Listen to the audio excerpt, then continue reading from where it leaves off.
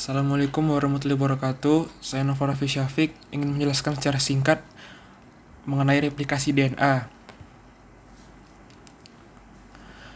Replikasi DNA merupakan suatu proses penggandaan pada rantai double helix DNA yang masing-masing untai DNA-nya bekerja sebagai template untuk untai komplementer yang baru. Replikasi DNA terjadi pada semua sel hidup.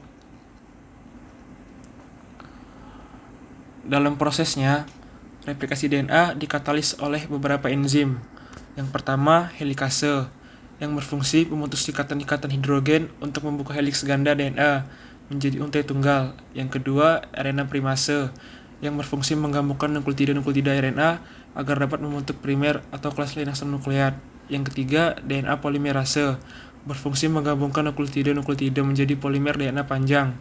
Yang keempat, DNA ligase, berfungsi menyambung fragmen-fragmen DNA yang baru terbentuk, sehingga menjadi untaian DNA yang lengkap.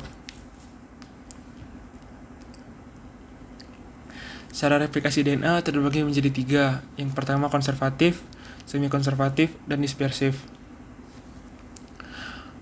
Pada konservatif, kedua untai polinukleotida induk atau yang lama tidak berubah dan berfungsi sebagai cetakan. Jadi, heliks ganda DNA baru tidak mengandung polinukleotida lama.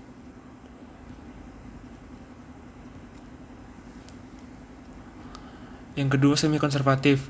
Kedua untai polinukleotida berpisah, lalu masing-masing membuat untai polinukleotida baru sebagai pelengkap. Jadi diperoleh dua heliks ganda DNA yang masing-masing mengandung satu untai polinukleotida lama dan satu untai polinukleotida baru. Model inilah yang diyakini kebenarannya sebagai model replikasi DNA.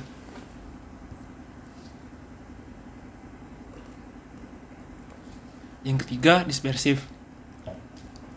Beberapa bagian kedua untai polinukleotida lama secara tersebar berfungsi sebagai cetakan. Lalu, masing-masing bagian yang membuat bagian-bagian polinukleotida baru sebagai pelengkapnya.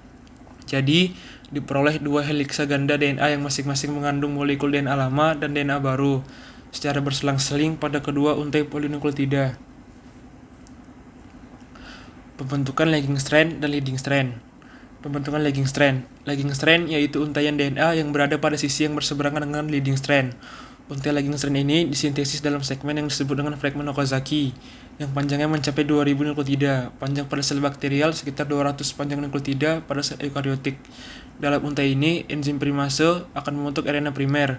Dengan demikian, DNA polimerase bisa menggunakan gugus OH3 yang bebas pada RNA primer untuk mensintesis DNA dengan arah 5 ke 3. Kemudian fragmen RNA disingkirkan dan DNA baru ditambahkan untuk mengisi celah yang awalnya diisi oleh RNA. Kemudian DNA ligase menyambung fragmen Okazaki sehingga sintesis lagging strand menjadi lengkap. Pembentukan leading strand. Pada replikasi DNA akan terbentuk leading strand atau untai pengawal, yaitu urutan DNA yang disintesis dari arah 5 ke 3.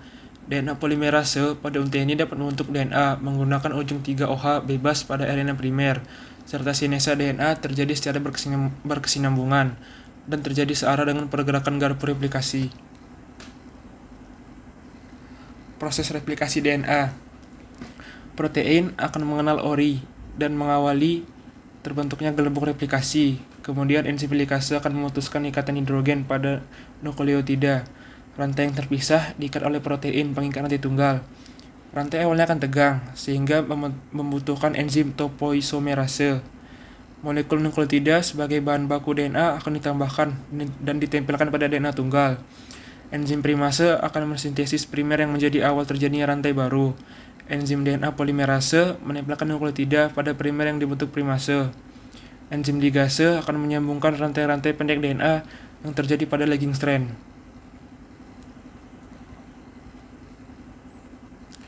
Replikasi DNA di prokariot dan eukariotik. Replikasi DNA prokariot terjadi di dalam sitoplasma, sedangkan replikasi DNA eukariotik terjadi di dalam nukleus. Asal replikasi DNA prokariot hanya ada satu asal replikasi per molekul DNA, sedangkan eukariotik asal replikasi banyak, lebih dari 1000 dalam setiap kromosom eukariotik. Nukleotida pada replikasi DNA prokariotik terbentuk sekitar 100 sampai dengan 200 atau lebih nukleotida. Sedangkan nukleotida pada replikasi DNA eukariotik terbentuk sekitar 150 nukleotida. Titik replikasi DNA prokariotik terjadi pada satu titik di setiap molekul DNA prokariotik. Titik replikasi DNA eukariotik terjadi di beberapa titik secara bersamaan di setiap kromosom.